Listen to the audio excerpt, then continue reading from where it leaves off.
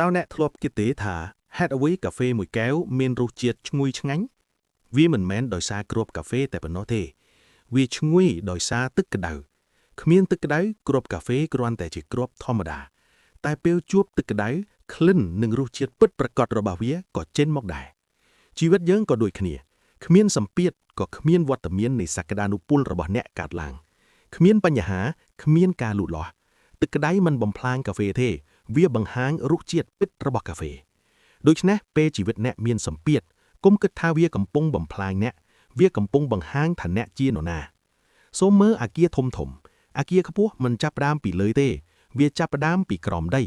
ពេលមនុស្សមើលឃើញតែភាពខ្ពស់ប៉ុន្តែភាពខ្ពស់នេះវាត្រូវការចំណាយពេលយូរឆ្នាំលើការកសាងគ្រឹះជីវិតក៏ដូចគ្នាវិន័យដែលគ្មានអ្នកឃើញការអត់ធ្មត់ដែលគ្មានអ្នកសរសើរការងារដែលធ្វើក្នុងភាពស្ងៀមស្ងាត់ទាំងនេះគឺជាគ្រឹះបើអ្នកចង់ខ្ពស់អ្នកត្រូវតែចំណាយពេលជាមួយគ្រឹះឲ្យបានជ្រៅជាមុនហើយមើលទៅដើមឈើធំដើមឈើធំមិនភ័យខ្លាចខ្យល់ព្យុះទេហេតុអ្វីព្រោះឫសរបស់វាជ្រៅនិងរឹងមាំមនុស្សដែលមានគោលការណ៍មានជំនឿមានតម្លៃក្នុងខ្លួនគឺដូចជាអគារដែលមានគ្រឹះជ្រៅរឹងមាំ